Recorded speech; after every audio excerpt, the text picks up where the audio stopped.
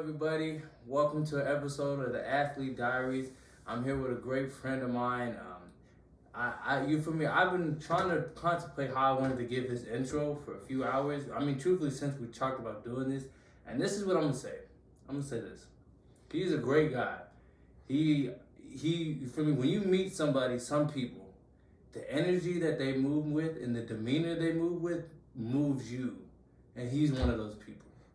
He is a family man. You can tell that from the moment you meet him. He's about family. Like, family is something that he's important on, and we're going to get into that. But he's a great athlete, and he's working hard now, starting a few businesses, a few different things, and we're going to get into that too. So, welcome, Landon Hurst. I appreciate it. Yeah, I'm excited too, and I know it's the easy thing to do is just to say back at you, but seriously, everything you just said, I think the same about you. I appreciate it. Yeah, I think this is really awesome what you're doing. Ever since you called me, I've been excited as well, and so yeah, I'm excited to be here, and yeah, thanks for having me. Of course. So let's get right into it. So let's talk about how you got into football growing up. So you seem like we just got done. We're shooting a promo for him. He's one of our first clients in my other business, so he's one of our first clients. We were at the field working, and your brother was out there with you. So obviously, football or training and working out is something that your family does. So, like, how did you get into it growing up?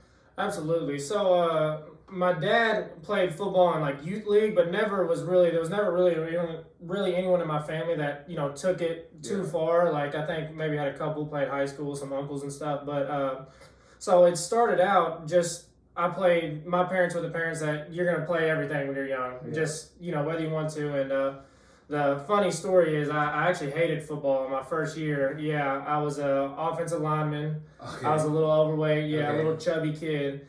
And just I wanted to quit. Every single day I begged to quit. My parents wouldn't let me. Okay. And I still thank them to this day that they didn't, of course. Yeah. And, so I played receiver. For those of you that don't know, I ended up, played some running back, but, gravitated towards receiver as I got older. Crazy athlete. So the idea that he was fat and chubby, I don't know. I appreciate it. Crazy athlete. Yeah. And so the first time I got the ball, though, that's actually a funny transition. First time I got the ball was the end of that lineman season, that first season. And I was nervous, of course, but I was so nervous that it was just a little reverse. I wasn't even a running back. Okay. And I got a reverse, had the ball taken around. No one touched me. Probably could have scored a touchdown, to be honest. It's Pee-wee. Nobody was even around on the reverse. And I just dropped the ball. I was so nervous and scared. Man. I just dropped it. Yeah, so you didn't have one of the stripes on your helmet? You weren't that, or y'all didn't do that? We did. You were allowed to do reverses and stuff like that. Okay, yeah. And then I did struggle with the weight thing. I barely made it each year as growing up, but I tell that story to say that it's not always a picture perfect star. I hated football, and I honestly don't remember why I went. They said at least finish this season out. Right. For some reason I went back, and from there I kind of gravitated towards more of a fullback. Being a bigger kid. And that, as kids kind of grew up and got a little bigger than me, I kind of gravitated more towards running back, worked on my speed a little bit, and then just throughout the years, turned out a receiver. And, there wasn't one moment. I slowly just fell in love with the game, and it wasn't like that at first. I wasn't one of those, 2 or 3 year olds running around with the football. It was actually playing the game, going through the hard times, going through the good times, and then just something about it. I just fell in love with it as the years went on. Okay, yeah, no, that's amazing, for sure. So where did the work ethic come from? Like, how did you, because you said you were a bigger kid, and then you started working on your speech. Like, where did that work ethic come from? Right.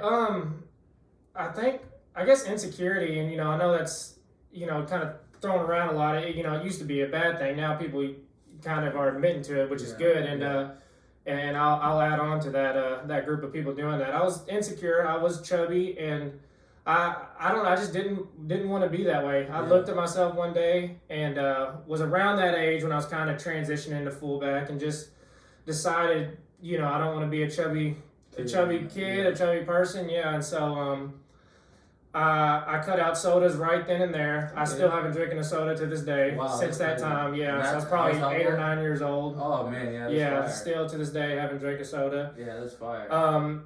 it was about a year or so when I kind of got more towards middle school. I then cut out sweets. Okay. I have recently put them back into my diet, so I can't. So I've been eating sweets the past couple of years, but through the hunk of my football career, up until like my last year of college is when I kind of started, breaking down a little bit. I didn't eat sweets. I didn't eat pizza. Even sometimes at Moorhead State, we would have pizza on away games, and I was so disciplined. I would just go hungry. I just made it, no matter what.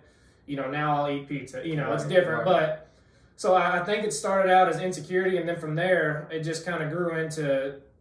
And I'm not even trying to quote that meme, but I'm that guy. I'm the guy that doesn't eat bad. Yeah. I'm the guy that works hard. That I took pride in it, I guess is what I'm trying to say. And so I've never, still to this day, it's one thing I've kept. I've never smoked. I've never drank. The worst thing I do is I take caffeine, but who does, right? Yeah, so,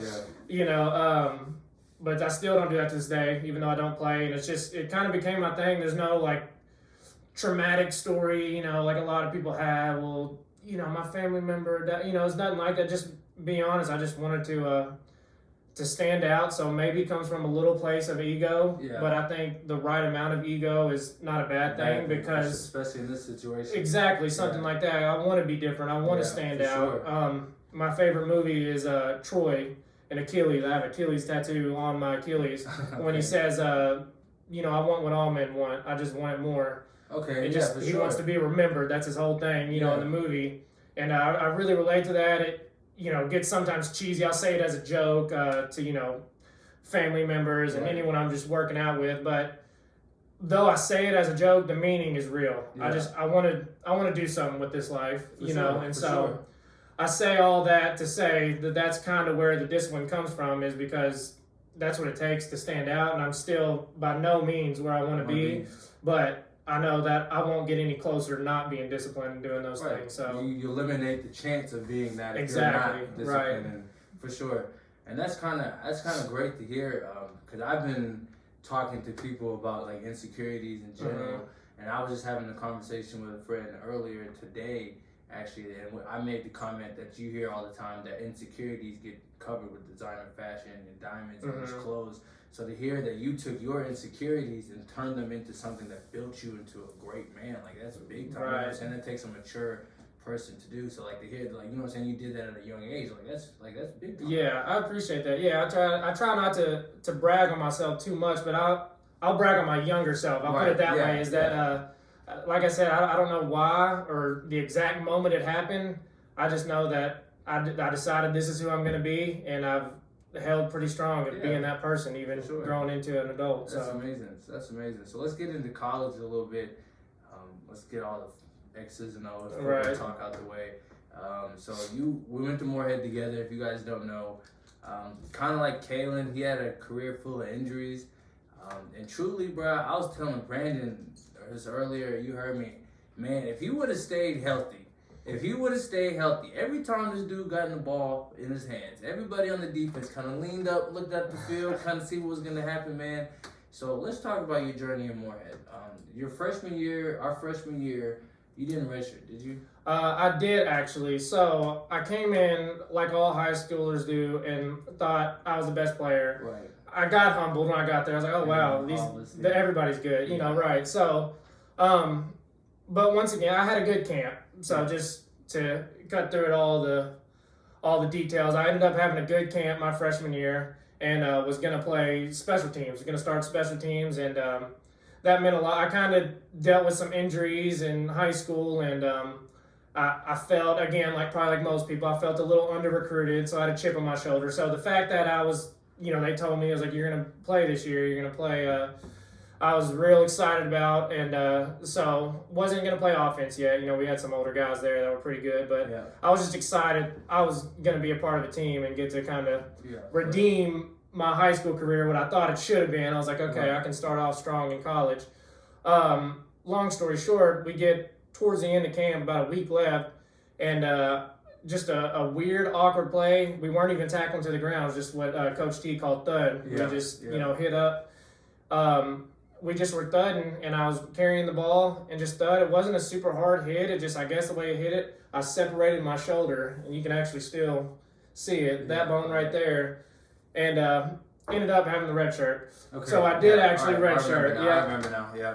And this was before, for everyone watching, before the rule. Now you can still play games. Yeah. I could have played. So when you redshirted back then, it wasn't fun because you were done until the next season. So that sucked pretty bad, to be honest. I had all the thoughts. I don't want to be here no more on the left, but thankfully I stuck it out. That was gonna be my question because we hadn't really talked about that yet on the podcast, because we've had guys that redshirted, but there was some guys that redshirted on the thing where you still could play, but you right, but you still playing 4 games, exactly. Right? It doesn't really count, right? It's not a red shirt, right? You know what I'm saying? You're playing. It's a regular freshman year, yeah. So like coming in, like was that it was hard for me going from being the man to not even touching the field. Right. You know what I'm saying? Like that's hard. So like.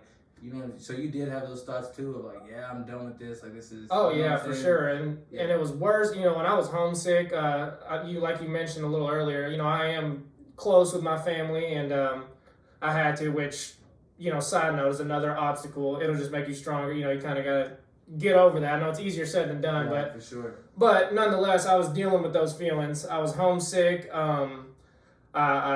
Obviously wasn't going to play until next year. They made it very clear. They was like, you're done. As soon as the practice after that happened, before the meeting before told me I was done. And so that sucked. And long story short, I was like, this, I don't want to be here. But, I had made football my life and my, kind of my ego, which is, again, where that comes into play, where it's not a bad thing. Because that ego of me from my home, being the football guy, I don't want to let people down. Kept me there, exactly. Yeah. And so I stuck it out, and it wasn't easy, but I just took it one day at a time. I tried not to think about the end picture, because every time I would think like, gosh, I'm not going to play until over a year from now. At that point, when it first happened, and so I tried to keep my head down, and you get off course from that and start having those thoughts, and that's. For me, having a good family support is where that comes into play. And I would call them, and then I was also blessed to live. So Frankfurt is only about an hour, 15 minutes from Moorhead. Yeah. So I was able to visit home, and that really kind of helped me get through it. And so, like on away games, when we didn't have to travel as red shirts, I would come home, and that would kind of, reset, and I would be good. The next 2 weeks or however long it was until I could come out. So. Honestly, I do owe a lot to, my family and close friends, coming home, visiting, talking to them. And then two, this may seem like a negative thing, but coming home and realizing I'm not missing anything. Yeah. Because that's what I always felt is like, I'm up here not even playing, and people are at home living their life, and then I come home and realize, everybody's just working, doing what our version of work was football. Everybody's just working or working a real job. Like, I'm not missing nothing. So that really kind of kept me together mentally. For sure. Kept me going, and then after I had my pity party for a month or two, and then I flipped the hunger back on. I got hungry again. It was always there, but I felt helpless almost. I couldn't even really do much with that. Yeah. And then once I started to heal up and I could work out, I really just took it out in the weight room. I practiced some days. Some days were better than others, but I hungered up again. I was like, I'm gonna, show them that I should be playing right now. Almost made up, beefs in my head. I think sort of like the Michael Jordan documentary. I think, how he would do, similar to that, maybe not as hardcore as he would do, but I would, in my head, like, they, don't think you're good, just scout team go against the starting team. Like, I'm going to beat our best, So I just got hungry again after I kind of grounded, and then visiting home got me through that. And for sure. But it was hard. There's no easy way out. It's just something you got to go through, and it makes a man out of you for sure if you can stick that out. Most definitely. And then so sophomore year, you actually got to play. Yes. Right? So sophomore year, which would be my redshirt freshman year. Yeah. I had a really good spring ball coming in. Like I said, I really kind of hunkered down and got my hunger back, like back in high school when you're trying to get the offers and stuff. I kind of had that spirit again, and so I had a really good spring ball. And I don't say this to brag, I just say this for any guys wondering, kind of what it takes to earn a spot. We had 2 scrimmages in spring ball. The first scrimmage, I touched the ball 3 times and scored 3 touchdowns. Oh, you got to. So was proud of that. I guess it's bragging a little, but I am proud of it.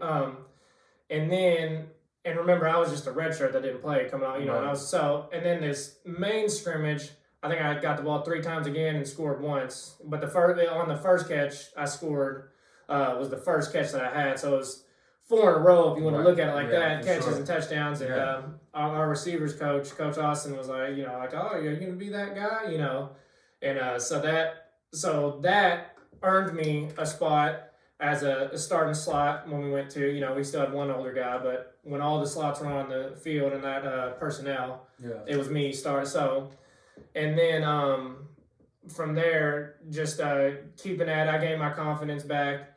I got, you know, excited about the game again. Like I said, you know, redshirt, I was like, gosh, I don't even want to play. I wouldn't even want to watch it on TV and stuff, you know, and so that just really kick-started it, having that, you know, I was like, finally, I went through that for a year. I worked hard to come back. I came back and play. I'm finally, you know, showing them what I can do. And it did pay off. I had a good year, not great. I never had the year I wanted.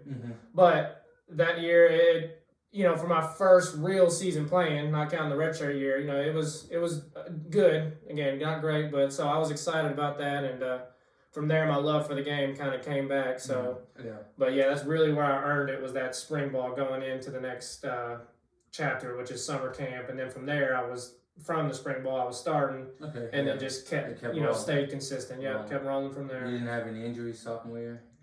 I mean, ones that kept you out the game. Yeah, no, I'm pretty sure that's the only year I made it a full season, to be honest. The last season I played was close, ended up getting hurt the last game, but my sophomore year, made it the whole way, I'm pretty sure. I got a little, I think that's around the time I started eating sweets again, because I got a little, cocky's the word, you know, I'll admit, and I stopped eating as healthy, and I always worked hard, but you cannot work a hard, you know, a bad diet. So so I got a little chubby, but in terms of the game playing, I didn't look the best, but in terms of the game, I actually, you know, I had a decent season. So for sure. I remember that sophomore campaign you were. Yeah, appreciate it. And then going next season, it was another shoulder. No, another. Was it shoulder? No, shoulder was the one after that, wasn't it? You had shoulder was the first one. And then, I made it through nothing serious the next year. And then my third year, it was, I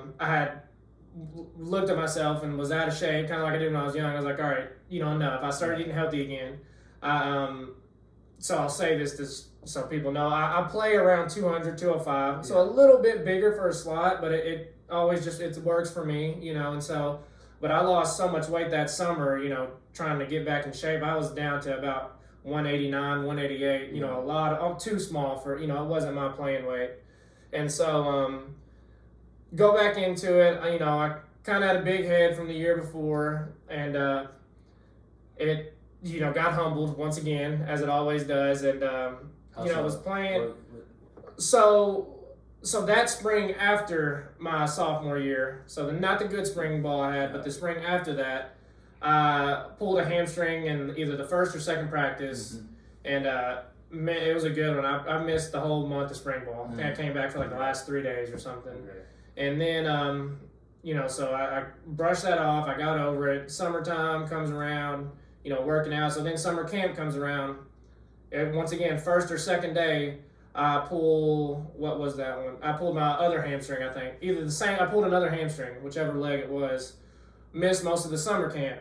At this point, someone else was starting over me. I was the number 1 slot at this point. I was bumped down to number 2. And when I first came back, was even down all the way to number 3 at this point. You know, if you can't play, you can't play. You can't keep your spot. Nothing we can do about it. Right. And so ended up coming back, played the first game, had a decent game, you know, not great. I had only like 1 full week of practice, if that even. So I was just like, all right, whatever. Not a great start to the season, but I'm here, I'm playing. Right, we're here. Right. That week of practice, after the first game, I was running a corner route, and a young DB, you know, on the scout team, held my jersey, which is a whole nother story, you know, that's a whole nother argument we got into with the DB, how much I think they held, but they'll say it wasn't, but held my jersey, and as I'm cutting off the corner, I pull my groin. So a week and a half, 2 weeks. So I pulled my groin, and that was the worst. The worst. The hamstrings lasted about 3 weeks each, which is a long time when you're in it. But I mean, this lasted half the season. I think I missed the next 6 or 7 games. So finally, I mean, it was a lingering injury too. Sure, I mean, I would be like, all right, I'm good. I couldn't even walk. You can't even roll over when you pull. Kalen, like you mentioned, pulled his. I think that around the same time. We had very like mirroring injuries. It was weird as we went along, but you can't. We would always joke how you can't even roll over in bed. You can't even get out of bed. Like it really sucked for a while, and so it like you would guess, it took a while to heal. And I would think that it's healed because in the way I was like, oh, I'm finally, running, maybe it's good enough. And we'll go out and he'd be like, the trainer would be like, all right, now make a cut. One cut, just, just sharp. I'm like, he'd be like, all right, another, back to the start of the, to how you got to like kind of make it through the stages until you can play again. And so, that took up most of the year, was dealing with some personal stuff at the same time. So there's another year where I'm thinking like, maybe, I wanted to quit again. I'll put it that way. I knew I could make it through because I had done it, 2 years before. Yeah. But I was just frustrated and was this one harder than the freshman year, or was this one easier? Like easier because you know what I'm saying, like you said, you've done it before, but like right. I would say mentally I had a little bit of a worse year. I wasn't as homesick as I was that first year. That was a big problem my first year in college. Right. But this year was hard. I was going through some personal stuff back home. Nothing serious, but enough that it was on my mind. And and then to not even get to go and play football. Yeah. And it's not like, for anyone that don't know, it's not like you're hurt, like go rest and come back. You still have to go every day. You have to wake up and be there at 6 a.m. You do more work than if you're just playing and healthy. No, definitely. So it, I never got a break from it, and so that made it even worse. And that was another year where I really just hated football. I didn't want to see it on TV when I would come home again, because I couldn't travel on the away games. I wasn't playing. Yeah. I would go watch something else on another TV if someone had football on. I didn't want to be. I would wait until the last minute to go to training or practice. Sitting in the film room was just miserable.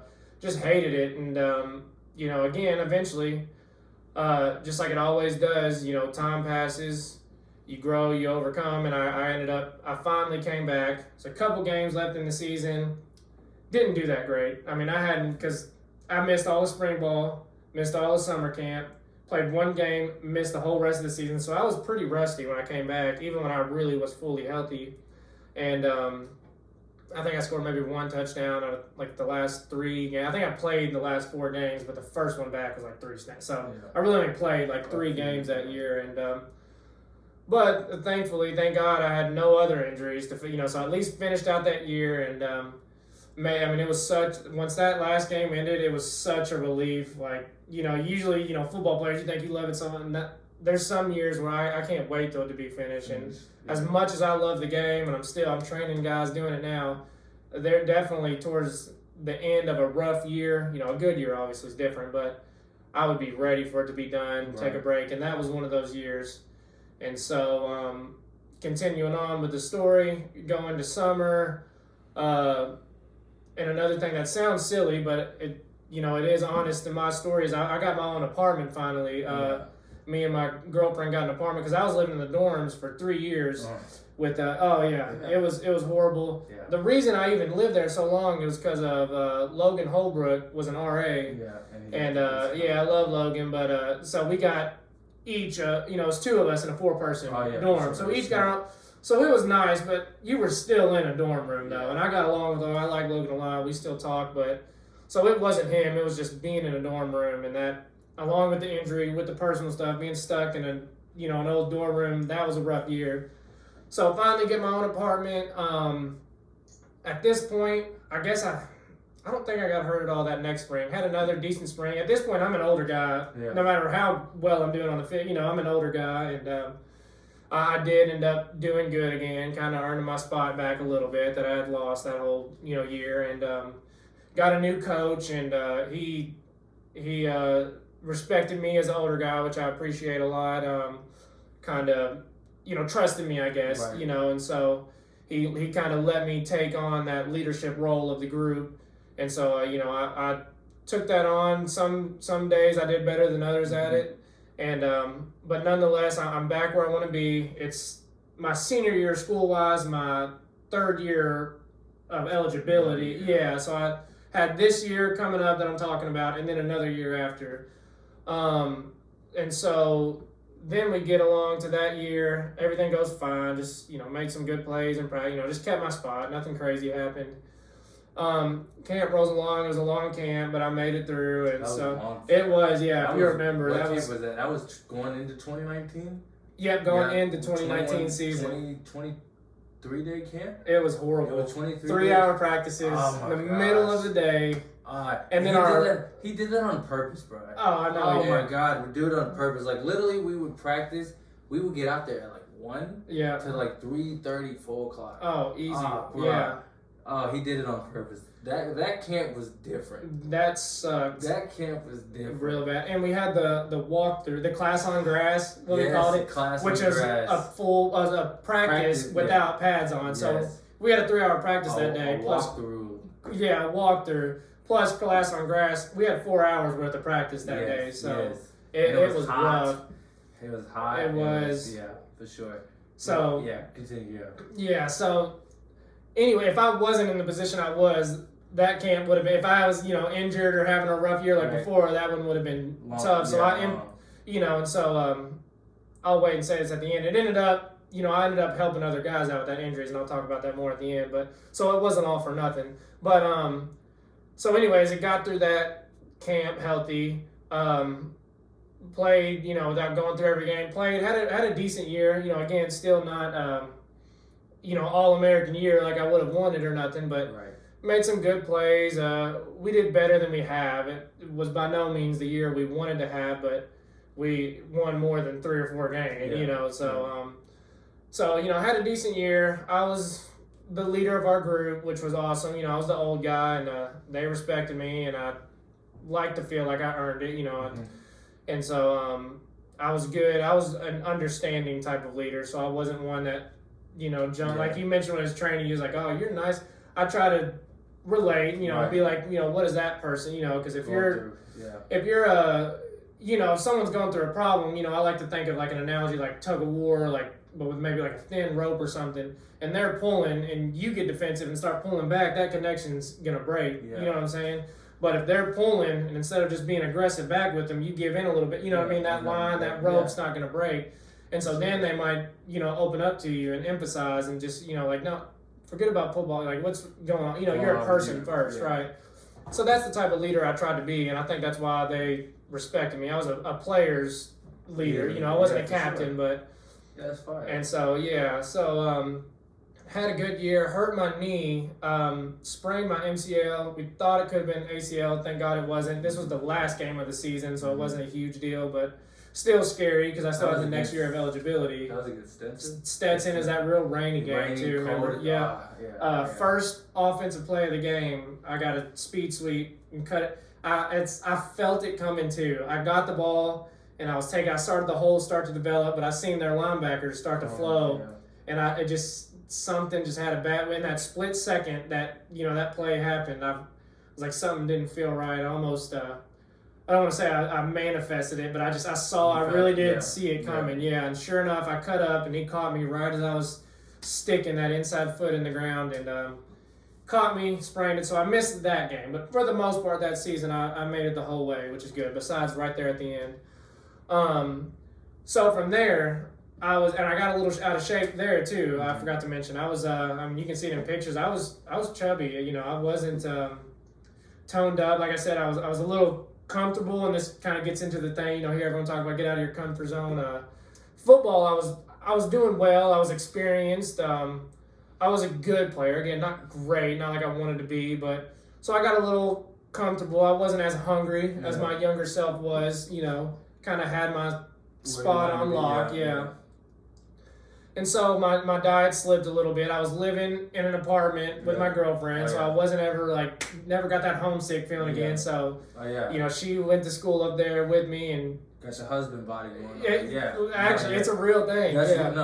And so she would be before practice, I'd what are you making for dinner? What are we eating for dinner? Yeah, we ate good every night. Most definitely. Most definitely. I packed on a little weight, but it wasn't affecting me too much in football. And Coach T even made fun of, I was like, "You getting a little chubby there?" He's like, "But every year that I got in good shape and I got hurt, and each year that I got a little out of shape, I made it." So I think it's coincidence. I don't think getting out of shape helped me not get hurt, but it for some reason it worked out for me and my little career. So anyways, I say that to say I started getting back in shape, but I didn't overdo it to where I was pulling muscles like a few years prior. And I wasn't in horrible shape either. This was coming on my last season, my 5th year. The COVID thing happens, and early in the year, whenever it was, it canceled spring ball, and I hated spring ball. As much as I wanted to practice getting better, I was kind of glad, if I'm being completely honest. So spring ball's not, because you're just practicing and never get to play a game. I personally enjoyed my quarantine. I don't know. I did a lot. Yeah, I enjoyed mine big time. And so and I got a little out of shape around. Once again, got comfortable. I was like, when I go back, we might have got some transfers, but no, my spot was secure. And I don't say that we had some really talented players, but just I had seniority. And so again, nothing against them. They were. If we all came in at the same time, it would have been a different story. They were some talented players too, but. I had my spot. So once again, I kind of let myself go a little bit during quarantine. Summer rolls around. I got back into shape a little bit. I was like, all right, once again, this is enough. It's time to get back into shape.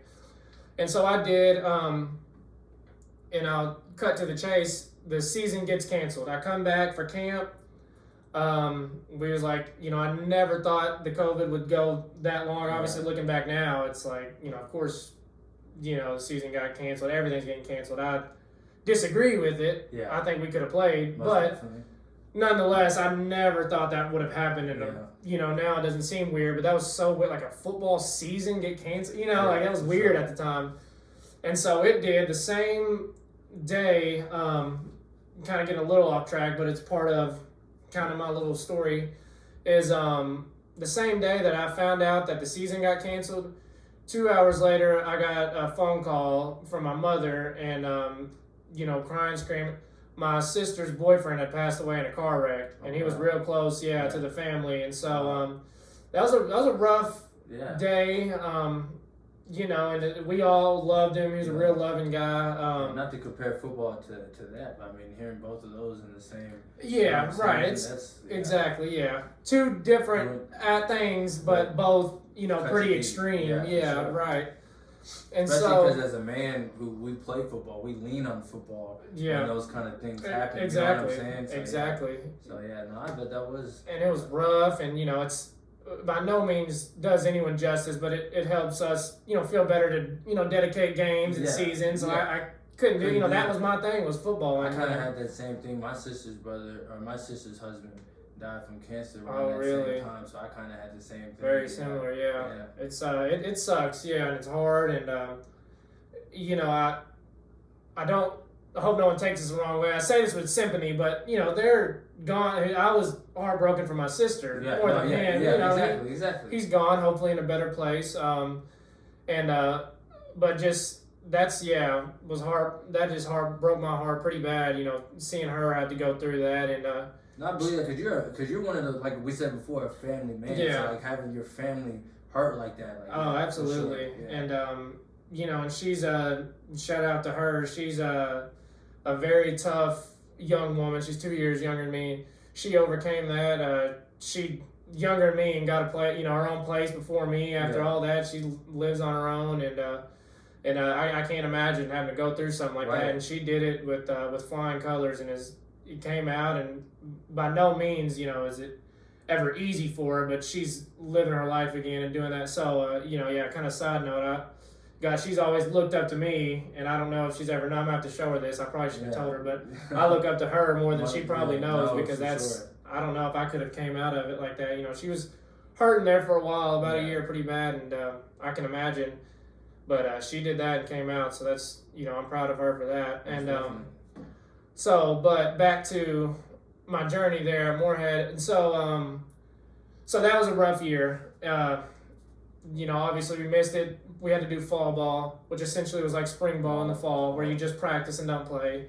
And like I mentioned, I'm not a huge fan of that at all. So that sucked. And you had a lot of older guys who, were considered leaders opting out and stuff. And I didn't feel right. I was like, no, my team is practicing. Like, I feel like I should. I say that, but hindsight, it probably would have been the best decision for me. And I'll get to that point. But so I say that to say that I went through fall ball. I practiced and I had a good fall ball. And again, not just seeing braggy, but I was in the best football shape, but skills and everything. I was the best football player of my life at this point. Yeah. And it's the year that gets canceled, of course. My luck. I agree, because that was going to be our senior year. Yeah, exactly. Yeah, I agree with that. I had lost a little weight. Yeah. I had really kind of honed down on my skills. Knew the offense like the back. I didn't even have to think about what my play. Nothing. I really felt good during that fall ball. And so from there, at this point, I maybe should have mentioned throughout the way, I love Moorhead. I grew to love it a lot. I didn't like it at first. Grew to love it, like most people say. That's most people's experience there. However, at this point, I'm going on 6 years there, and which kind of leads me into the next chapter of my life, which unfortunately isn't a good one, but it's honest, and maybe people can kind of learn from my mistake. Is that as good as I was doing, as much the coaches respected me, head coach, my position, even the defensive coaches respected me. It was right where I wanted to be. It just wasn't a big school. It was the only thing, and which is dumb. I had it made looking back. I just sometimes the grass isn't always greener like you think, and I thought it was. Once again, got a little big-headed and thought, well, I always felt under-recruited. Maybe this weird COVID year, extra year, is a good chance to try it out. The transfer portal became a big thing, and so I opted out of the spring season first, and that really was the plan. If Coach T, I need to call Coach T and apologize, because he really was trying to help me out and get me to stay. Not giving special treatment, but he was really there for me. He can tell I was kind of struggling and kind of burnt out, I guess. I never thought I'd say it, but was burnt out. And I kind of just, I never told him I was leaving. So here's how it went down. Basically, I ended up opting out, and he wanted me to play, of course, but he understood, which almost makes me feel more mad. I would have rather him got mad at me, and then I would have been like, oh, forget it, Dan. He's going to act like... kind of made me feel more, but once he kind of like the tug of war thing, he didn't get defensive, and then I felt bad for being the one kind of, pulling away. And so opted out. That was a hard decision, but I did, because I had never purposely not played a season of football, whether it was the springtime, whatever it was. And so that was weird. And about midway through that semester, I still was going to school up there and stuff. Still was kind of burnt out. I had to be in grad school, so I graduated. Had to be in grad school, and got a little lazy with the school where I thought I'd be done. I never planned on going to grad school, and so basically what I'm saying, that last couple semesters was easy. It got hard again. I started a whole new program, grad school, and as silly as that sounds, that did matter a little bit. I was a little stressed out, Makes a difference. And so I, from there, I decided, however it happened, I decided I was going to enter the portal. It's the weirdest, Moorhead, I have a Moorhead tattoo, it was my home. I grew to love it. People, coaches, friends grew to love me. I think, it's where I belonged looking back, but at the time was just ready to get out and, made a poor decision. I entered the portal. Right away, first day, I get a bunch of followers from coaches, some nice, and by no means does that mean they recruit you. And I knew that from high school, but I hadn't been recruited, so it was kind of fun. I even had a coach from Northwestern, message me and was like, send me your stuff, whatever. And, I knew it, but I didn't want to really believe it, that they probably just do that to every new name they see in the portal, Just to kind of get a look at them. Right. And so, but I was excited. I was like, oh, I made the right choice and whatever. And it's a little embarrassing. Like I said, I like to think I was a good football player, so it's a little embarrassing. But the truth is, I didn't really get offers. like I thought I was gonna have. It's a small D1 school, but nonetheless a D1 school. You know, I was like had a decent career again, not great though. And I was like, but you know, especially if they see some of my film in the fall ball, I played like I, you know, really wanted to play throughout the season. I wish that would have been a season. I think it would have been a good year for me, but I was like, maybe they can see the practice film and see that I've improved from that game film and stuff. And so, you know, got some Division II schools interested, and it never officially got offered. What was that time like? I mean, so this is already like the road we're headed. We're gonna head down right to where we're headed. But for me, I usually ask the question, what is one of the hardest times or one of the hardest things you've been through in your life? So I have a feeling that we're walking right down to that road. Yeah, we're getting there. Those years I mentioned earlier were tough, but in terms of like life kind of but I still was on a team. I still, you know, I was like, all right, I still had the next year to come back and play. This was all new territory, you know, so not being wanted, even in high school, I didn't get, you know, any big offers, but I still had, you know, a handful of small offers here and there, you know, and you know, even Moorhead. I know people can say what they want. It's still a Division I FCS program, you know. So definitely. Me and Devin talked about it. We off the field may not be doing, but on the field you're expected to train, compete, and be at a D1 absolutely, regardless. Absolutely, You know what I'm saying? So absolutely, yeah. And so you're right on with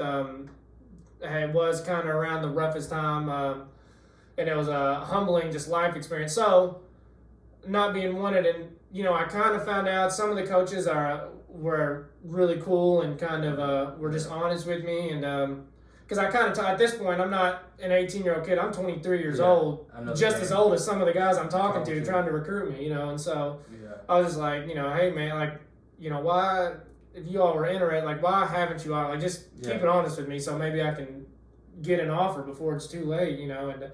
And turns out a lot of schools don't want players, at least not unless you're like a huge name from a big school, is a different story. I wasn't.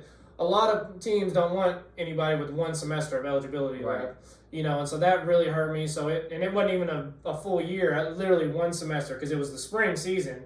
So even if I had maybe spring ball to go through with them, I literally would have just showed up in the summertime and played with whoever it would have ended up being. So that hurt me, and again, you know, it's a little embarrassing, but I gotta be honest, I maybe wasn't as good as I thought I was, you know, and so I gotta say that to myself, and hard to swallow. Hard pill to swallow, and but I gotta do it, and so was humbled. A couple NAI schools even were just like, you know, we don't really offer anything, but you know, we kind of want you to, and you know, I'm all for playing where you can play, but it was almost too big of a drop. I would have went D2, maybe a really good NAI school, and but you know, it was the main school that wanted me. I'm not going to say their name because they were really nice to me, but wasn't the best program even for it. I think they ended up having a better year, so I say that, and you know, so if they know who they are, you know, sorry about that, but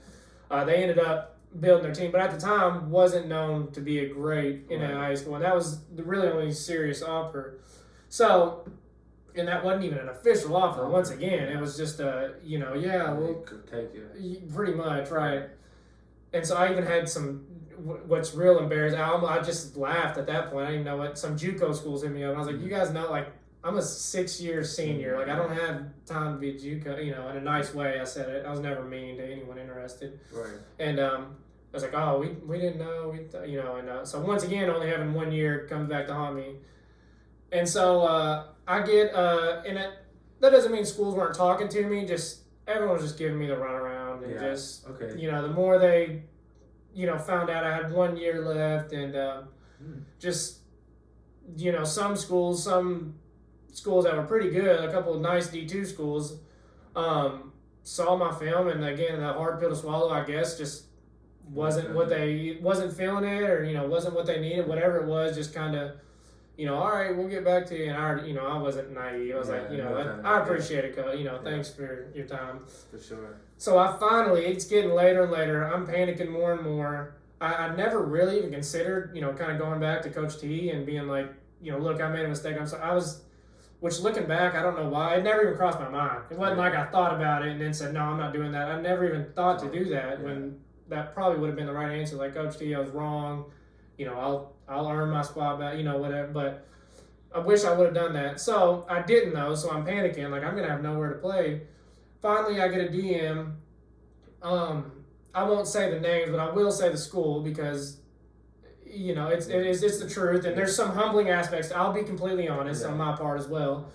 A school from someone at Eastern Kentucky University, which is, for those of you that don't know, is a D1 program. And they're FCS, but they kind of have even a little bit bigger than Morehead. So I was like, finally, this is not a huge jump, but that's kind of what the level jump. I didn't think I was going to go play at, Alabama, FBS, some big school, but a small jump up is what I thought. So finally, here it is. And long story short, the guy had already knew. It wasn't like he found me and said he had already knew me because he was somewhat involved in Morehead's program.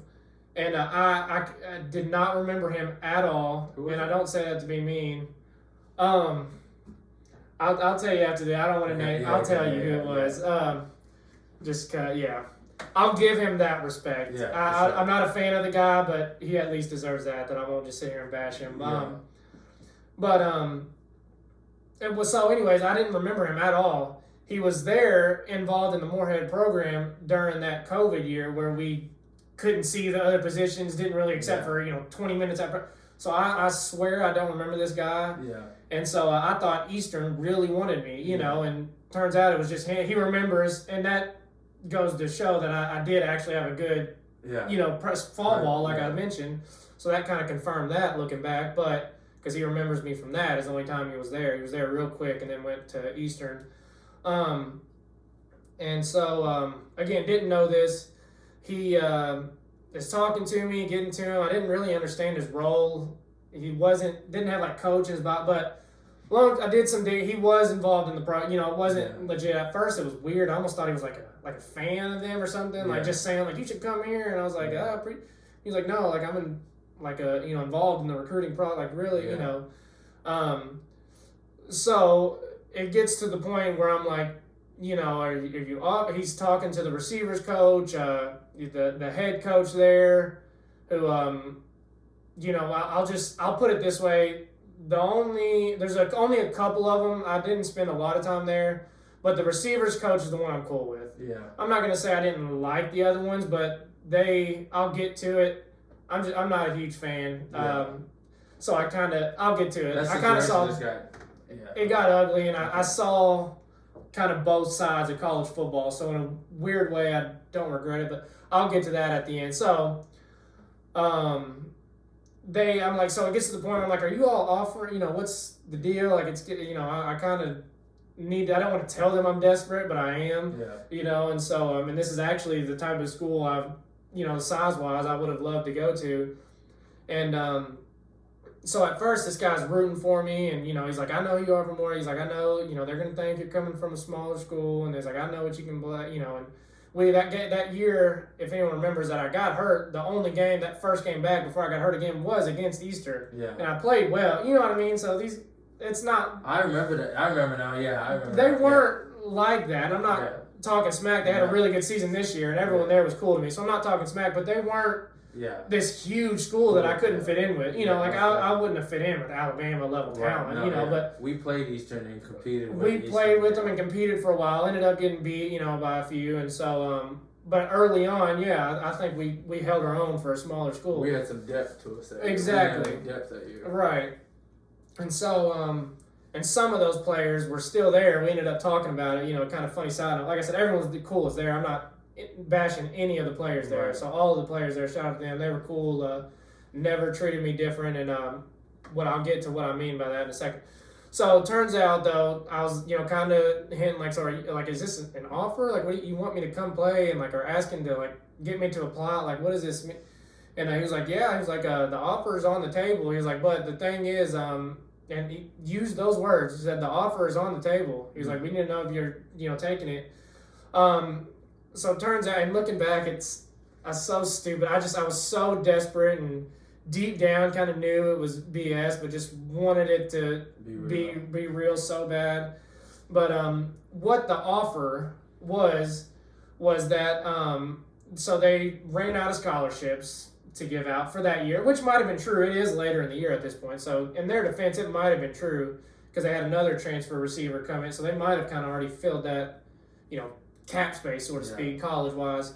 And but he was like, we really want you to play. I showed him your film. I was like, they like you. The receiver coach like you. He was like, so we don't have any scholarship money, though.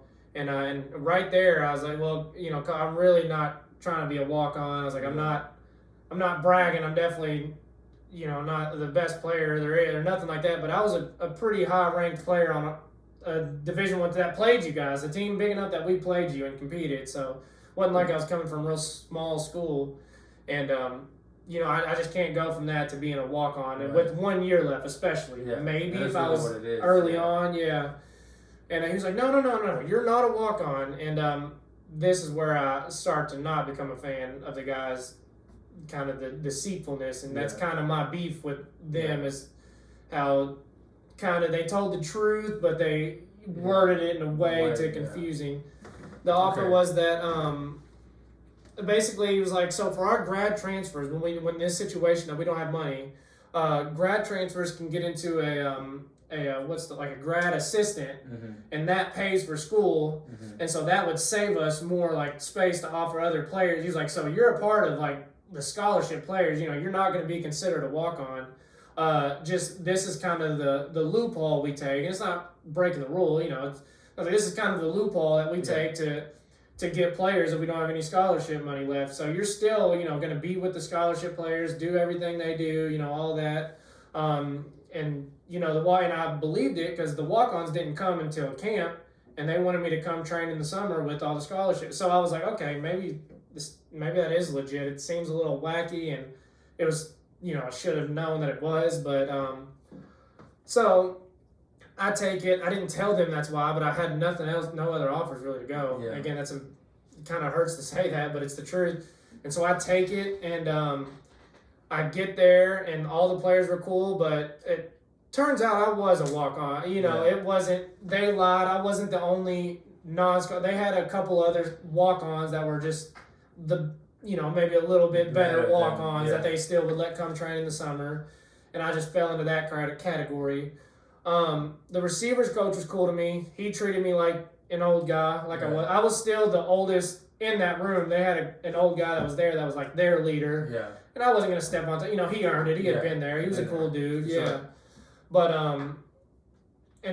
I was like, I want to like at least kind of fit in around that level with it. I want to get back to kind of where I was at Moorhead, even though I was limited time, and it just didn't happen. I don't know why. I just didn't really. The coaches, not the players. The players respected me. We would do one-on-ones in summer, and they was like, oh, okay, he's legit. I earned my respect a little bit, but the head coach, put it this way, I never spoke to once. Mm-hmm. The head coach of the football team never spoke to him. Would pass him. Saw him at a restaurant once. Didn't say nothing. Yeah, and I was like, I'm not going to cuss, but I think what I was like kind of mumbling under my breath. Again, the receivers coach was cool. The strength coach at first, I guess I might have been a little out of shape again, but I thought I was in decent shape, just maybe not perfectly shred up. But I would win a rep, like a 5-touch and come back. I would bring speed against their superstars. And apparently that's not a shot at the players, but at how the coaches treated them versus me, and would win the rep. Would be the fastest in that rep out of all their players. And so the strength coach would be like he had his little assistant. He'd be like, who won? They'd be like, Hurst. Like they couldn't believe it. I was like, do you guys think I'm not a good player? Like just say I won the rep. Most definitely. So I was dealing with stuff like that, and the biggest thing is that they feed their players in the summer, but walk only the scholarship players. Plenty of food.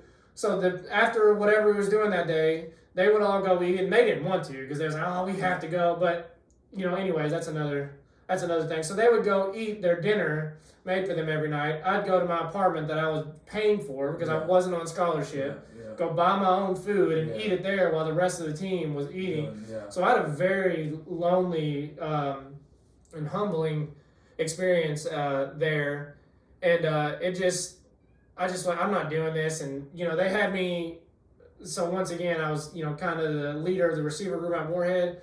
I was the guy at Eastern, like when we was doing special team stuff, I was the bag holder. So not only they wanted me not only in the back of the drill, they had me holding the bags. Like I was an incoming freshman redshirt. And I almost got into it with a younger looking coach who looked like he had just played there. He was like, no, they said you hold the bag.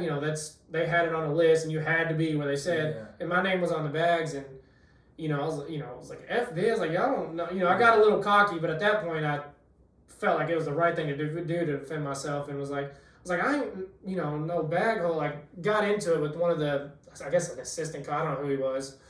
And, but the players were just like the older guy that I mentioned that was a receiver was real cool, and he kind of talked me down.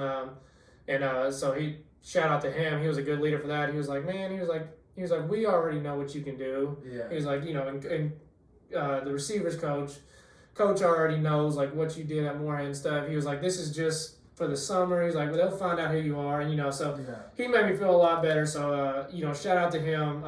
Cool dude. Never got real close with these guys. I was only there 2 months, but the players treated me like that with respect, but the coaches didn't, except for the receivers coach. So I almost stuck it out and thought, well, the coach that matters, my coach, respects me.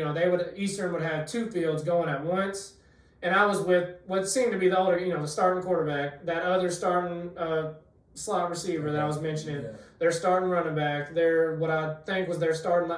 I was with the older guys, and so, again, not that matters that early on, but that just was like, okay, so maybe, as long as my coach respects me and has put me in the, whatever, and it just, so then my mom got breast cancer, so, I know that's kind of a quick jump. I was leading up to that, but right around the end of summer training up there, I was going through what I was going through there, about to have to pay for school, they didn't have the exact grad program, so start grad school all over again at a different school that I didn't know anything about.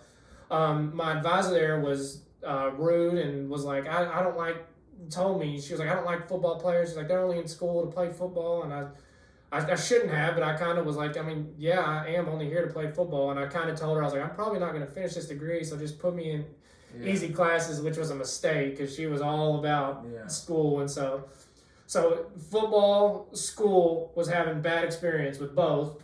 That's all I did while I was there. So overall, I just kind of had a bad experience. At home was dealing, with my mom having breast cancer, and she, made it through, thank God. She's healing. Right now? Yeah, she's doing real good. She just got to get a reconstructive surgery, and she's all the way good to go. Good. Yeah, it's amazing. Yeah, so, but at the time, was going through that. Some other family issues was going on all simultaneously, and this time felt different. Like I had mentioned, I was like, I don't want to play football no more. But this time was almost like, I'm a believer in God, and it's just, I really felt redirected. The other times it was like, God, I don't want to play so bad, but something deep down was like, you're supposed to go through this. You're supposed to stick to this. Just, it felt different. It wasn't even, I was older. I didn't have to be doing it. I had a college degree. I didn't have to be there. The other times I felt like I had to finish school, But, so it wasn't that it was like as bad as a situation, right. But it just felt, I wasn't gonna. That's not how I wanted to end my career as what turned out to be a walk-on, and I was. They wasn't called a walk-on. I was a walk-on the way they treated me, and felt I didn't deserve to be.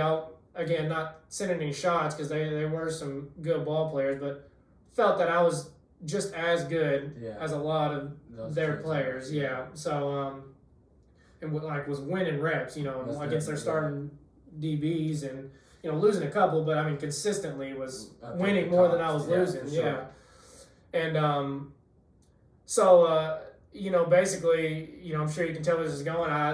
For the first time in my life, I actually did quit. I didn't use that word for a long time. Yeah. And like to yourself, like when you're talking about it to anybody, and but it, really until just now. It's been a year. It's about a year ago that this happened. It's one of the first times I've used the word quit. I hate that that's associated with my name, but it is what it is. It's the honest truth. I quit. I texted, my coach and told him, and again, he was really cool, and he was like, you're going through a lot. He's like, I know this isn't an ideal situation, and he told me a little late, but as I was quitting, it is what it is. He told me, he was like, I know you were mad about the special team stuff. He was like, that was just the first day. He was like, we were about to get you starting on other special teams, and I was a returner at Moorhead, and he was like, and we were about to start rotating you in, returning. He was like, the next, of course, he says that when I'm telling him I'm leaving. I was like, you could have reassured me a little earlier. 1 hour earlier would have been would have been a difference maker. Yeah, and he was like, we're gonna rotate in. We weren't gonna give you a spot, but he's like, I know how you did well. I was gonna give you a chance to earn a spot on the offense too, and so. But I still didn't regret it after that. It still, even though he said that, and I kind of turns out, which made me feel a little better that through that summer of kind of taking shit and being a walk on it turns out I did kind of earn respect right there. Just they didn't show it soon enough, I guess, and so. But even with him saying that, I didn't regret it. And all the players were cool. They were all like, you were cool, we understand, whatever. And so this is where we get back to the guy that originally recruited me. Mm-hmm. And so I just texted Coach because I texted the players, and it's just, I wanted to think about what I was saying before, and I wanted to make sure I said everything, And so I did do it through text, and it wasn't rude at all. It was cool, and I didn't even tell the head coach. That's how little I was like, I don't care about, my coach can tell him. I don't care about that guy. And so, but the one who recruited me texted me and said, quit by text with 2 or 3 question marks. Yeah. And I was like, all right, if you want it to be that way, I was like, it didn't have to be like that, but I was like, let's do it. I was like, first of all, you need to stop lying to young recruits and stuff. And I was an older guy, but still a young man. This was an older guy. And, kind of went on. I don't remember everything that's said, and I'm not going to say or lie, but pretty much that's what it entailed, is that you need to quit lying to recruits. I was not a scholarship player that just didn't have a scholarship. Yeah. I got there. I was just as good as most of the better players. Even if someone maybe had a little edge, different aspects of the game I might have had. They might have been faster. I had more experience, and, I did whatever. I hung in there easily. And I told him that, and I told him, everything. I was like, the fact that I couldn't eat with the team, what is that about? Yeah. That's crazy. And so, kind of, I said my piece to this guy, and, and insulted, I shouldn't say, but kind of insulted his job. He's an older guy, and kind of was like, this is the best you can do in life, this is your job, and your, whatever your job is, It's crazy because now I know what you're talking about. So yeah. And I wanted to say all that, but I was like, you need to stop lying to recruits, and I was like, because that's not how it is or whatever. And then the last thing I said was, and then in quotes I say, quit through text is what I'm doing, or something like along those lines. Yeah. And he just texts back, he's like, your decision, not mine. And at first I thought, forever, and I thought he meant quitting, and I just liked it. I was like, I have nothing else to say. That's how you feel. That's fine. Go on. I was like, I'm not gonna say nothing bad. Yeah. I like the players, so I'm not gonna say nothing bad about the team, but we are no longer friends. Kind of making a joke. I was like, well, I'm not cool with you. That's fine. Definitely. And so, and now looking back, I realized that I think that he was talking about joining the team and doing that is what he meant. That last I had a lot of time to reflect on this. Football was my whole life. Yeah. And so, even up until just the past few months, I was thinking about that. How does your mind change from then to now, looking back at it? How have you changed your, mindset on the situation? Yeah. And so, I reassessed that, in the shower, you just think in the shower. Yeah. I was like, wait, he wasn't talking about me quitting. He was talking about me joining the team, which if I would have known that at the time, I would have probably texted him back again and been like, no, it wasn't mine. You were the one lying to me. But so I think that's what he was saying was, you knew that it wasn't going to be easy as a walk-on and stuff. I was like, that was the whole point, is you made it seem like, no, I wasn't getting scholarship money, but you made it seem like I wasn't a walk-on, so... it was my decision to join the team, but I was misled. I'm not going to sit here and say, they promised a scholarship and pulled away. It wasn't nothing like that, but the way they described it misled me, but as someone that's been in the college game, I kind of understood some of the BS that goes with it, but obviously not well enough. And so since that point, it was really hard, was just like I had all this energy, all the hard work I put into football. I still wanted to be a hard-working person, but was just lost in life. I put all my eggs into that basket. Right. Thought, for sure, no matter, even if it's small, I'm playing pro ball. That's my whole life. But it does end one day, whether you do play pro or not. And so that hit me pretty hard. Didn't go into a depression or nothing like that, but just really lost in life. It's like now I've never considered another job. Like I was all about football, and now I'm not playing it. And almost the hardest thing to kind of accept is that he was right about, this is my choice not to be playing now. And I didn't want to stick out and be a, practice dummy. But nonetheless, this was my choice. That's what I kind of meant by I should have never left Moorhead. Side note, but, and so I started working some jobs, started working out real hard. I've always kind of wanted to, train, a couple guys, YouTube guys I would watch and I would like, and some was just about, like fitness and working out, and some was more like football training, and always really kind of like that. And I would, even if I didn't do the training, I would just kind of like, oh, that's a cool life, I kind of like that. And so I'd work a couple of just, handyman type jobs, laying floors with my cousin, and, I was making money, just I wasn't passionate about it though, stuff like that. And so I finally was like, well, maybe now's the time to do that. I didn't really know what it was going to be, but I was like, I have a degree in exercise science. I like that type of stuff. Right. And so I started. I got on a, make a logo thing. For about an hour or 2 hours, I was like thinking of names that could possibly be. And I landed on this. And by the way, for everyone, it's EAT Athletics, not Eat Athletics. Everyone says Eat Athletics, and it's supposed to spell eat. Like, I understand. I never get mad, of course. But it's supposed to be an acronym, and you say EAT Athletics. That just flows off the tongue better than Eat Athletic, and it stands for Earning All Triumph. What started out really more as I was kind of be doing more personal training stuff. Right.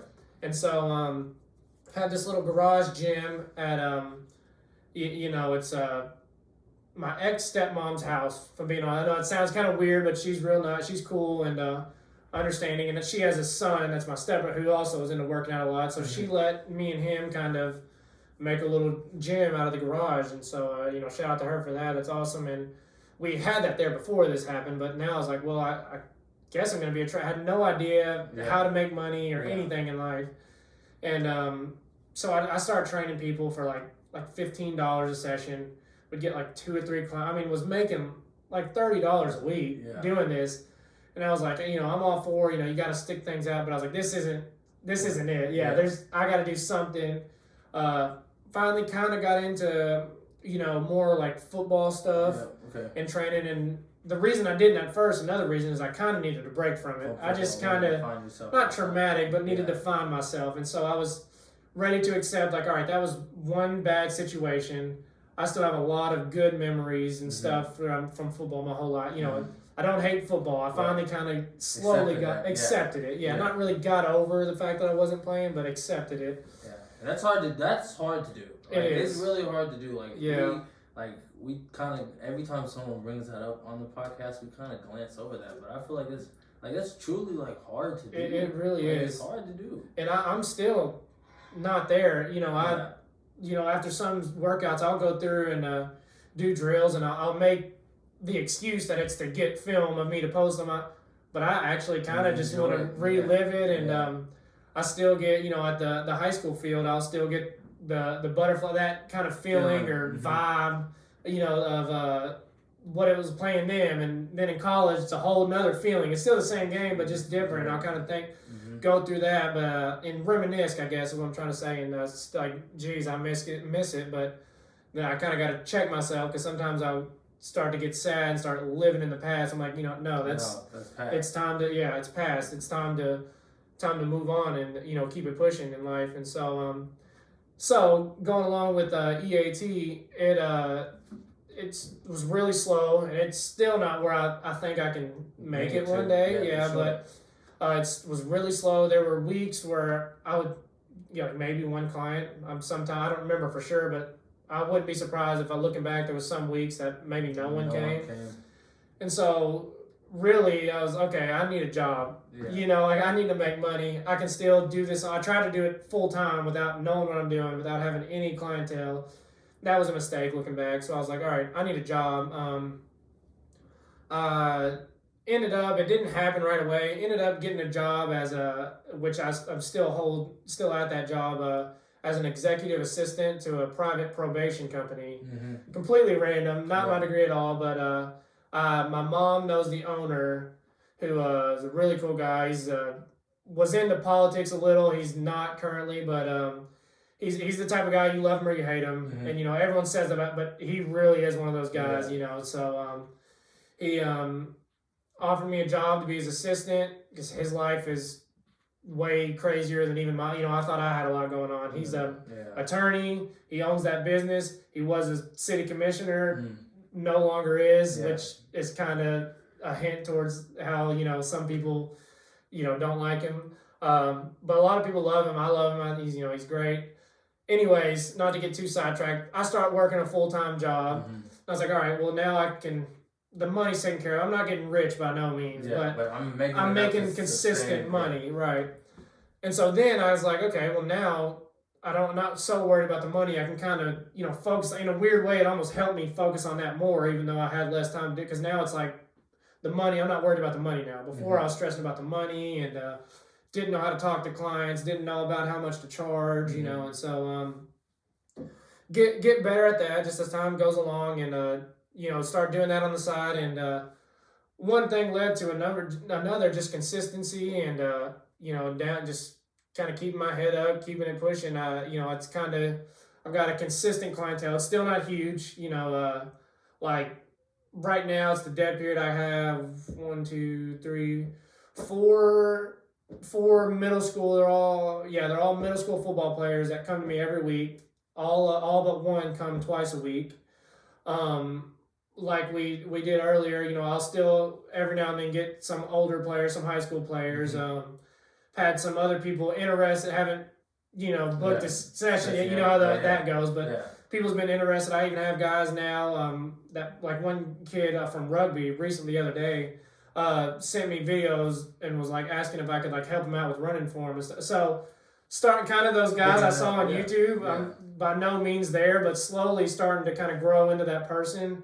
And and I say all that to say that I haven't even thought about football. I've completely solely focused on this. As much as I miss it and love football, seeing kids come back, and before they even talk to their parents, like, when can I come train with you? Want to consistently come back, and their parents, take pictures of them holding up, like my little bracelets, like smiling, seeing the impact I'm making on other people is almost more sad. It's for myself, obviously I love playing and scoring touchdowns, but this is way more fulfilling even than that. It's bigger than me. It's right, exactly.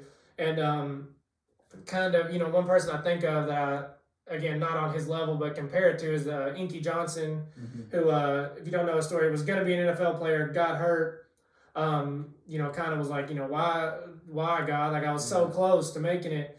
And now he's touched, I probably wouldn't have just said his name if he would have made it to the NFL and just been another.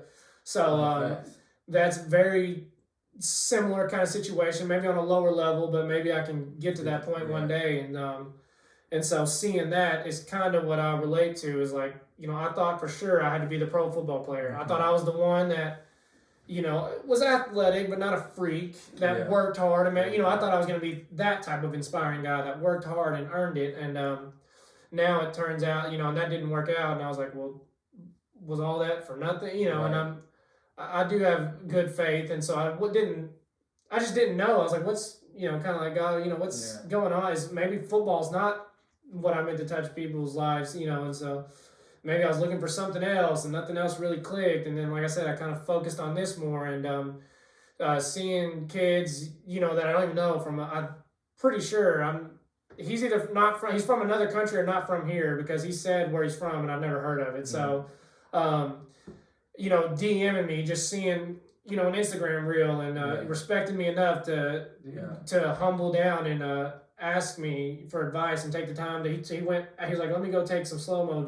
Went and took slow mo videos. Took the time to really care about my opinion, and so that's way more fulfilling than playing. And then with that, I haven't completely faded away from the fitness side. Like I said, it kind of started out, but I just don't really have time to go and do it in person anymore. So the kind of the other side of EAT athletics, and like you see, the logo is actually a weight, not a football, because that's what it was meant to be at first. But I kind of like it now, so it just because even with like on the field training, you can do more than just football. Right? Yeah, it's not just holding a football, right? And so with the fitness people, I still write online programs for people that are maybe new, or maybe they just hit a plateau or don't know what to do. Or I've had one was a soccer player. I don't know what she wants me to say her name, so I won't. But was kind of in a similar situation as I think most. I realized I wasn't alone. She had finished her senior year and was like, I don't really. She's like, I know you kind of help people out and write programs. She's like, I don't know what to do besides soccer stuff. So very similar, which I think most athletes go through, just kind of confused. And so anyone like that, though, is my point. And also just regular people that never play sports just want a good workout program. So I do that for them, and that started real slow. I had one client who, my aunt was my first client, and that was the only one I had for a while. And then I started getting a couple more, and then the proof is in the pudding. And then I had a couple other old teammates, actually, 2 other teammates, kind of same thing as the girl I mentioned, just kind of like I want something new. I don't really know what to do besides football, and so got programs for them, and they are always customized. That's the thing, that's kind of my selling point is I make them for you and what gym you're going to, what do you want, what are your goals, and so. Blah, blah, blah. That's how I do it. And I really do, I really do personalize it. It takes me some time. And so that's the 2 sides of it. And that, like I said, kind of built up more. And I had one week where I had 3 programs, kind of ordered, people wanting me, that I had to work on at once. And it's a lot of work, but it was like, here we go, finally. And it's, again, not getting rich, but making money, for sure. Doing what I like to do, working out and helping other people work out. And then, like I said, here recently, kind of the football training's picked up. So I know I've been talking forever, but that's kind of how my football, I guess, and really life journey, football is such a big part of my life. It's kind of a very small part of my life story and where we're at today. And it's been less than a year, I think, since I even, started EAT athletics. And so there were times where with that, I never was going to quit, but I was just like, oh, well, maybe this isn't going to be big. Maybe this can be something on the side. And so, but then right when I start thinking like that and maybe kind of don't really do much training for a week or so, I'll get 2 new clients and an old client like, hey, and then it'll pick back up. So just consistency. Never, Coach Butler actually taught me that. My most recent receiver coach at Moorhead, for anyone that doesn't know, you never want to get too high or never too low. You never want to get too big-headed. Like my story, I know I was rambling, but I'm kind of going to go back and touch on some of the lessons I learned through all that. Never want to get too big-headed because you'll get humbled down quick, and you never want to get too low to just think you're not worthless, like I thought I was, and then seeing those kids, touching those kids, like, oh, I do have a lot of value in this life. You want to keep a good level head, and kind of that whole journey has kind of taught me that. Just keep your head level, stay hungry, keep, chasing your dream, not to be cheap. It gets to the point where everyone says it, but truly doing it is one thing. Saying it and then truly doing it is another. Really going out there, even if it's not pretty, if you have 1 client a week, give that client everything you have. Don't get discouraged, and so I've kind of developed the attitude now. It's not, I'm going to be disciplined, like I mentioned earlier, and work hard to be the best football player. How many people's lives can I change, and how many young athletes can I be a positive impact in their life journey? Like I just said, it's not just football. It's a part of their life. Football is a big part of people's life. And even if it's just a small part, I want to be a positive memory and a positive impact in someone's life, even if they barely remember, oh, that one trainer I had, that guy, he was really cool and, really supported me and taught me some stuff and taught me some lessons. It's bigger than football. And so that's yeah, pretty much what I'm trying to say. That's what my focus has shifted to in life is, changing people's lives in a positive way. And kind of like I mentioned, I was like, well, maybe it's not football. Now I see that God was saying, it is still football. It's just not how you thought. You're not right. And so I'm happy, I'm starting to smile. I'm excited, it's really amazing to see how, kind of God works and kind of came full circle, and so that's kind of, my life journey and the biggest lesson I learned from it, Oh, that's amazing. One thing you kind of hit it on a little earlier, and something that I've been big on in my last few years of my life, and I'll kind of go into this a little bit. You kind of hit on like the lessons that like the injuries taught you. So one thing that like I'm big on is like life is gonna happen. You know what I'm saying? Like life is hard. Life is gonna hit you. It's gonna smack you, and things are not going to go your way. Mm-hmm. You're gonna make a plan. The plan is gonna fail. You're gonna have to come up with a new one. You're gonna have to make the adjustment. All these things in life is gonna happen. But if you sit there and just look at the negative and everything that happens, your injury, your shoulder popping out, hamstring, groin, you know what I'm saying? Whatever it is, if you only look at that, you'll never learn. You know what I'm saying? Whatever life is thrown at you. And in every situation that life throws at you, you can learn something from it. Absolutely. You know what I'm saying? Yeah. And so like I was just kind of hoping you can, elaborate on that a little bit. Like going through those things that you went through, like how was it, like the self-reflection you took to like learn something in each of those lessons? You know what I'm saying? Absolutely. So like I mentioned, I said, I warned you I'm a bit of a rambler, so go ahead. Go ahead. Like I meant to mention at the end, I'm glad you brought it up actually, is so like some of the times, like I said, it kind of was starting to develop, like helping. When I was a young guy, I looked up to you, like I was just worried about myself playing, but when I was an older guy, that like I'm doing now, like I said, I want to be a positive, slowly kind of started taking on that leadership role in ways like I can relate to them at that point. So guys that had injuries, maybe they came in and got humbled and weren't as good as they maybe thought they were, and or whatever the case may be. Like I mentioned, I didn't get defensive with them and think, oh no, you're not as good. Say I understood them because I had been through it at that point. I by no means was my life the hardest life out there, but I went through those things, and some personal things, some things on the field, sometimes at the same time. So I could, even if it wasn't the exact same thing, I can relate to the concept of things not being perfect. Right. And so I could give that advice to the young guys. So that there helped me be a better leader. And I guess this, I'll say that being a leader, I've always wanted to kind of take on a leadership role, and that's kind of what I was saying, with my business now, trying to be a leader in some of these young guys' lives. And so that gave me the tools to do that, I guess. So those lessons to learn that things do come to an end. That nothing lasts forever, but it's hard to think like that when you're going through something. It's months, maybe even a bad year or two. It's hard to think that it'll ever end. Even the good stuff, and I guess I'm saying this to get to the cheesy punchline of, you just got to be in the moment and look at the positives like you touched on. It's there's always a positive in life, and again, you're going through a rough time. It's hard to say that, and it's hard to hear that. Just because you're like, I don't care about, like, don't tell me this positive, but it really is. And a lot of times you don't even know that till looking back, like, oh, that sucked. I wasn't playing.